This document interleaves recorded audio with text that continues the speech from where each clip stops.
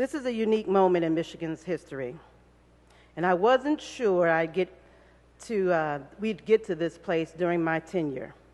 And it is with great deliberation and debate, contemplation and demonstration that we arrive at this vote today. And it was not easy, nor should it have been. This is monumental change, with levels and complexities that are far-reaching, sometimes unpredictable and difficult to comprehend.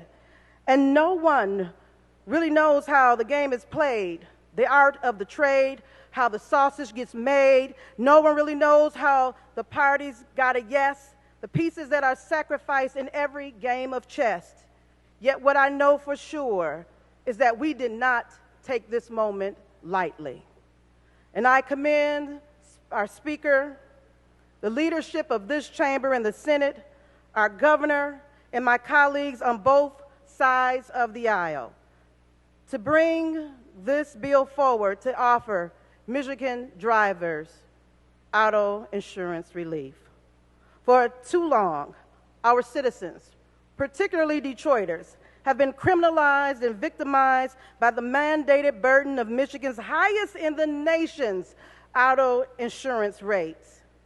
Some would argue, scream, and shout, "Let's wait. This isn't perfect. This isn't right."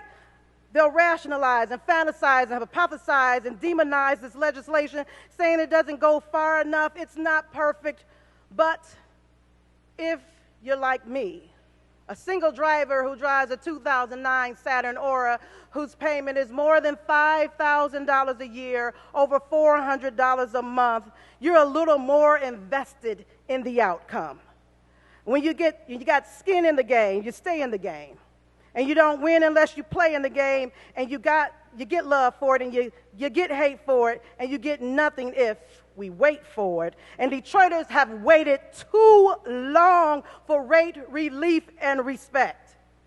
And remember, this conversation started with the fact that Detroiters specifically were suffering harder, not only than the people in Michigan, but the people in this nation. And somehow, with everything that we're doing right now, it's not that unfamiliar than what the other 49 states in this nation are doing. Let's not forget that there are still people, thousands of folks in this state, who just cannot participate because they can't afford auto insurance, point blank in the period. See, people don't want to lie about where they live so that they can have auto coverage. They actually want to be legit and to participate. They want coverage. They respect the system, but they just can't afford it.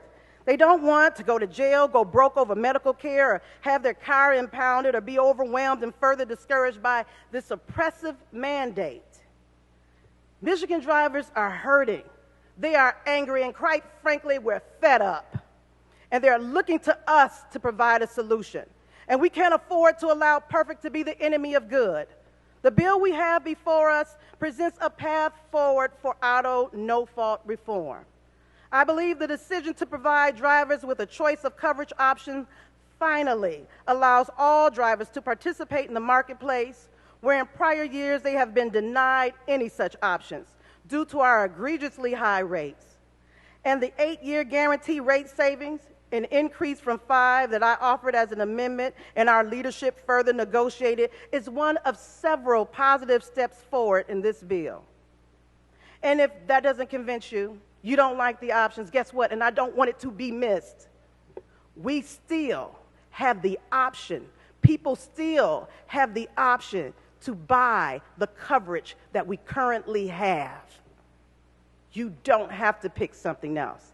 You can pick and you can choose to continue to have what we have today. I do, however, have lingering concerns about the ability of insurers to impose discriminatory rate-setting practices, and for the implications this may have for those currently receiving care under the MCCA. Furthermore, I believe much more needs to be done to ensure consumers are educated about not only their insurance choices, but also the consequences of those choices. As citizens across our state have watched this legislature struggle to bring real reform to Michigan's auto no-fault system, I am relieved that we are finally voting on legislation that will do just that.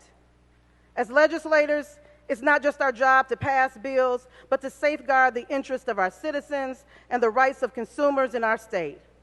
We have a duty to ensure the legislation we enact improves the lives of our citizens.